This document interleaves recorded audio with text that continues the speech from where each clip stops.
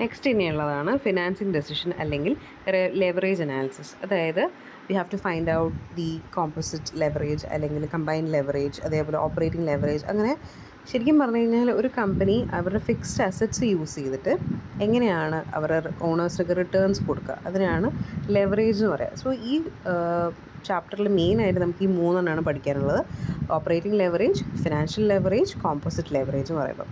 So each measure is used to define അല്ലെങ്കിൽ it is to identify the business risk or financial risk അല്ലെങ്കിൽ total risk of the firm. So first വന്നു കഴിയുമ്പോൾ operating leverage, അതായത് ഇപ്പോൾ earnings before interest and tax value ഒക്കെ നമുക്ക് തരുന്നുണ്ടാവും. അതേപോലെ സെയിൽസുമായിട്ട് it is going to disproportionately vary.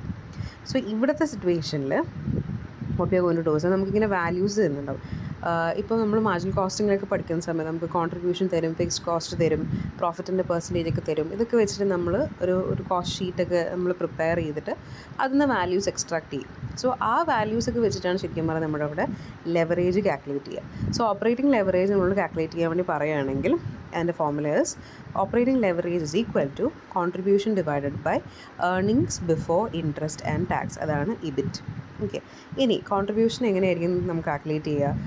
ക്വസ്റ്റ്യനിൽ സെയിൽസിൻ്റെ വാല്യൂവും തരുന്നുണ്ടാവും, വേരിയബിൾ കോസ്റ്റിൻ്റെ വാല്യൂവും തരുന്നുണ്ടാവും. So you have to deduct these, sales minus variable cost.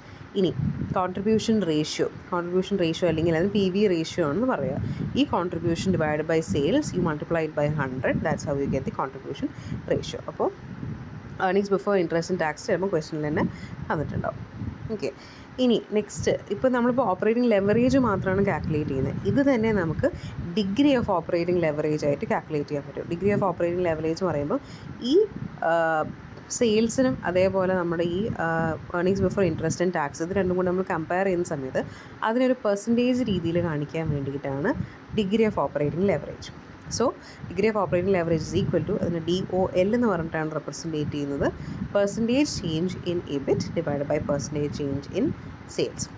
ഇനി നമുക്ക് എപ്പോഴും നമുക്ക് ക്വസ്റ്റ്യൻ തരുന്ന സമയത്ത് ഏകദേശം ഒരു ഫോർമാറ്റ് രീതിയിലേക്കായിരിക്കും തരുന്നുണ്ട്. കോസ്റ്റ് ഷീറ്റ് രീതിയിലൊക്കെ, മാർജിനൽ കോസ്റ്റ് ഷീറ്റ് രീതിയിലായിരിക്കും തരുന്നുണ്ടാവുക. അതിൽ നിന്ന് നമുക്ക് വേണ്ട വാല്യൂസ് എടുത്തിട്ട് കോൺട്രിബ്യൂഷൻ കാൽക്കുലേറ്റ് ചെയ്യുക, അല്ലെങ്കിൽ ഇബിറ്റ് വാല്യൂസ് ഒക്കെ എടുത്തിട്ട്, and that's how we are going to calculate the operating leverage. So ഒരു ഓപ്പറേറ്റിംഗ് ലെവറേജിനുള്ള ഒരു ഒരു ഫോർമാറ്റാണ് അവിടെ കൊടുത്തിട്ടുള്ളത്. സെയിൽസ് ഉണ്ടാവും, സെയിൽസ് നിന്ന് വേരിയബിൾ കോസ്റ്റ് ഡിഡക്റ്റ് ചെയ്യുമ്പോൾ will obtain contribution. Again when we deduct fixed cost we will obtain operating profit അല്ലെങ്കിൽ ഇബിറ്റ്. അപ്പോൾ operating leverage is equal to C divided by EBIT, അതായത് contribution divided by EBIT. Next, ഇനിയിപ്പോൾ നമ്മളൊരു question അനുസരിച്ച് നോക്കുകയാണെന്ന് വെച്ചോ. കമ്പനിക്ക് സെയിൽസ് 5 lakh rupees ഉണ്ട്, വേരിയബിൾ കോസ്റ്റ് 3 lakh തന്നിട്ടുണ്ട്, ഫിക്സ് കോസ്റ്റ് തന്നിട്ടുണ്ട്. ഇത് വെച്ച് നമ്മളോട് ഓപ്പറേറ്റിംഗ് ലെവറേജ് കാൽക്കുലേറ്റ് ചെയ്യാൻ വേണ്ടിയിട്ടാണ് പറഞ്ഞിട്ടുള്ളത്. അപ്പോൾ കോൺട്രിബ്യൂഷൻ ഡിവൈഡ് ബൈ ഇബിറ്റ് ആണ് ഓപ്പറേറ്റിംഗ് ലെവറേജ് എന്നുള്ള ഫോമിൽ നമുക്കറിയാമല്ലോ.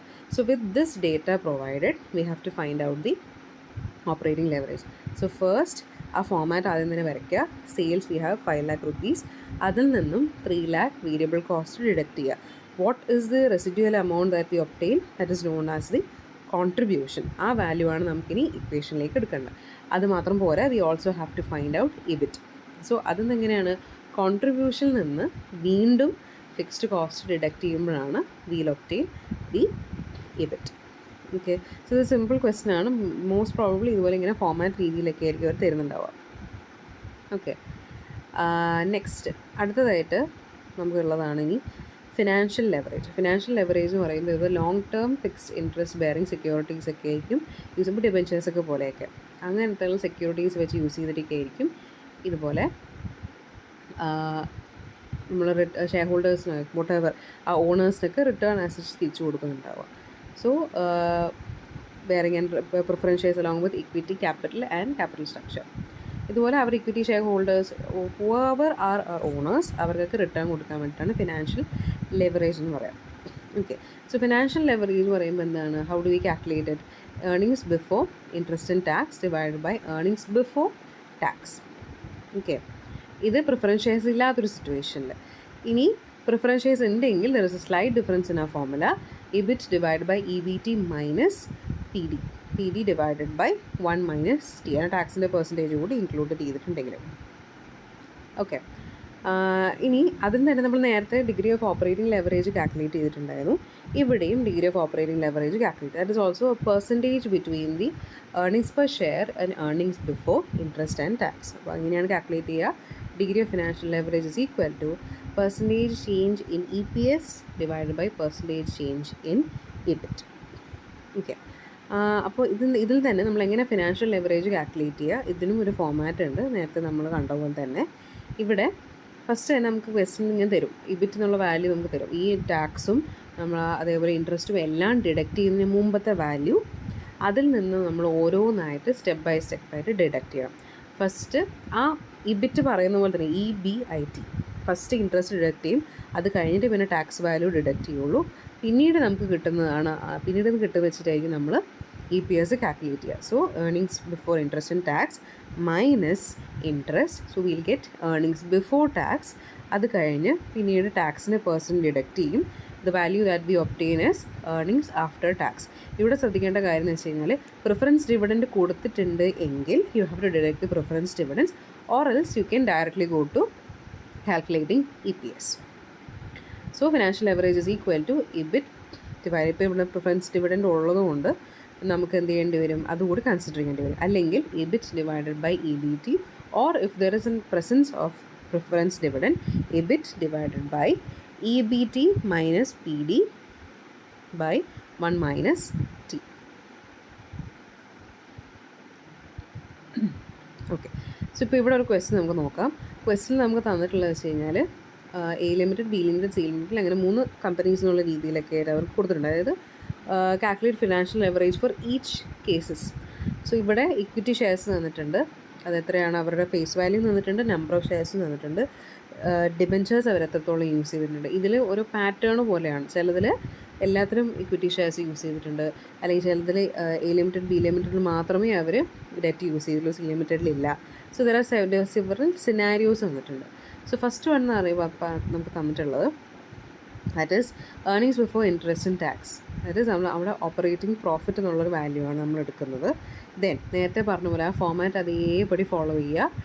U have to deduct interest from them and interest deduct ചെയ്യുക. ഇൻട്രസ്റ്റ് ഡിഡക്റ്റ് ചെയ്യുമ്പോൾ എന്തുകൊണ്ടാണ്, ഡിബെഞ്ചേഴ്സിൽ മാത്രമേ ഇൻട്രസ്റ്റ് ഉള്ളൂ. So that's why 200 A limited, B ലിമിറ്റഡിന് മാത്രം, C ലിമിറ്റഡിന് ഇല്ല. ദെൻ പ്രിഫറൻസ് ഷെയർസ് ഉണ്ട്. പ്രിഫറൻസ് ഷെയർസിൽ ദെൻ ഓക്കെ, ബിഫോർ ദാറ്റ് നമ്മൾ ടാക്സിൻ്റെ വാല്യൂ 50% തന്നിട്ടുണ്ട്. സോ ആ 200-ൻ്റെയും 100-ൻ്റെ മേലെയും 400-ൻ്റെ മേലെയും 50% അപ്ലൈ ചെയ്ത് ടാക്സും ഡിഡക്റ്റ് ചെയ്യും. Will get earnings after tax. Then C ലിമിറ്റഡിലെ കേസിൽ മാത്രമേ പ്രിഫറൻസ് ഷെയർസ് ഉള്ളൂ. സോ ആ പ്രിഫറൻസ് ഷെയറിൻ്റെ വാല്യൂവിൻ്റെ മേലെ 10% കാൽക്കുലേറ്റ് ചെയ്ത് പ്രിഫറൻസ് ഡിവിഡൻറ്റും ഡിഡക്റ്റ് ചെയ്തു. ലാസ്റ്റ് നമ്മളിനി EPS കാൽക്കുലേറ്റ് ചെയ്യണമല്ലോ.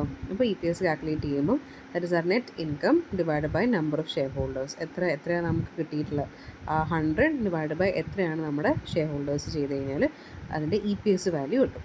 ഇനി substitute into the formula EBIT by EBT. അപ്പം ഇവിടെ ശരിക്കും പറഞ്ഞു കഴിഞ്ഞാൽ A ലിമിറ്റഡും B ലിമിറ്റഡിനും മാത്രമേ ഈ ഫോർമുല യൂസ് ചെയ്യാൻ പറ്റുള്ളൂ. Why? Because in C limited we have a presence of preference dividend, so there's a slight difference in the formula. EBIT divided by EBT minus PD by 1 minus T. Okay, ഇനി composite leverage അല്ലെങ്കിൽ combined leverage പറയാം. ഈ operating ലെവറേജും financial ലെവറേജും രണ്ടും കൂടി നമ്മൾ multiply ചെയ്യുന്ന സിറ്റുവേഷനാണ് combined leverage എന്ന് പറയാം. സോ ക്വസ്റ്റ്യൻ നമുക്ക് കിട്ടുന്ന സമയത്ത് ഒന്നെങ്കിൽ ഇവർ കോസ്റ്റ് ഷീറ്റ് രീതിയിലായിരിക്കും തരുന്നുണ്ടാവുക, അല്ലെങ്കിൽ ഇപ്പോൾ നമ്മൾ നേരത്തെ കണ്ട പോലെ ആയിരിക്കും നമുക്ക് തരിക. EBIT EPS അനാലിസിസ് ഒക്കെ രീതിയിലായിരിക്കും തരുന്നുണ്ടാവുക. സോ ആ വാല്യൂസ് ഒക്കെ നമ്മൾ കണ്ടുപിടിച്ച് കോൺട്രിബ്യൂഷൻ കണ്ടുപിടിക്കുക, EBIT കണ്ടുപിടിക്കുക, EPS കണ്ടുപിടിക്കുക, right? And then we multiply these both operating leverage into financial leverage. So that's how you get the combined leverage. ഇനി ഇവിടുത്തെ ഒരു ക്വസ്റ്റ്യൻ നോക്കുകയാണെങ്കിൽ നമുക്ക് EBITൻ്റെ വാല്യൂ തന്നിട്ടുണ്ട്, കോൺട്രിബ്യൂഷൻ തന്നിട്ടുണ്ട്. So what can we find out? First of all നമുക്ക് ഇതുപോലെ ഓപ്പറേറ്റിംഗ് ലെവറേജ് കാൽക്കുലേറ്റ് ചെയ്യാൻ പറ്റും. ദെൻ ഇൻട്രസ്റ്റിൻ്റെ വാല്യൂ തന്നിട്ടുണ്ട്. സോ ഇവിടെ നമ്മളോട് കാൽക്കുലേറ്റ് ചെയ്യാൻ വേണ്ടി പറഞ്ഞിട്ടുള്ളത് വെച്ച് കഴിഞ്ഞാൽ percentage change in EPS when the sales are expected to decline by 5%. So therefore the combined leverage ആണ് കാൽക്കുലേറ്റ് ചെയ്യേണ്ടത്. സോ കമ്പൈൻഡ് ലെവറേജ് കാൽക്കുലേറ്റ് ചെയ്യണമെങ്കിൽ നമുക്ക് എന്തൊക്കെ വാല്യൂസ് വേണം? EBT എന്നുള്ള വാല്യൂ കൂടി നമുക്ക് വേണം. നമുക്കിനി കോൺട്രിബ്യൂഷൻ തന്നിട്ടുണ്ട്, EBITും തന്നിട്ടുണ്ട്, right? So earnings before interest and tax ആണ് നമ്മൾ പറഞ്ഞിട്ടുള്ളത്. നമുക്ക് വേണ്ട വാല്യൂ എന്താണ്? Earnings before tax, meaning you have to deduct interest from EBIT. അപ്പോൾ നമുക്ക് EBIT വാല്യൂ നമുക്ക് എത്ര തന്നിട്ടുള്ളത്? Earnings before interest and tax 1,20,000 തന്നിട്ടുണ്ട്. അതിൽ നിന്നും 10,000 ഇൻട്രസ്റ്റ് ഡിഡക്റ്റ് ചെയ്യുമ്പോൾ will get EBIT, right? So formula എന്ന് പറയുമ്പോൾ എന്താണ്? Contribution divided by EBT. അതായത് എങ്ങനെയാണ് ഇത് കിട്ടിയിട്ടുള്ളത്? ഈ നേരത്തെ നമ്മൾ ഫോർമുല നോക്കുമ്പോൾ operating leverage into financial leverage ആണെന്ന് പറഞ്ഞു. സോ ഈ ഇബിറ്റ് ആൻഡ് ഇബിറ്റ് രണ്ടും കൂടി ക്യാൻസൽ ആയി പോകും. So contribution divided by EBIT. അല്ലെങ്കിൽ നമുക്ക് എന്ത് ചെയ്യാം? ഓപ്പറേറ്റിംഗ് ലെവറേജ് കാൽക്കുലേറ്റ് ചെയ്യാം, ഫിനാൻഷ്യൽ ലെവറേജ് കാൽക്കുലേറ്റ് ചെയ്യാം. ഇത് രണ്ടും കൂടി മൾട്ടിപ്ലൈ ചെയ്യാവുന്നേ ഉള്ളൂ.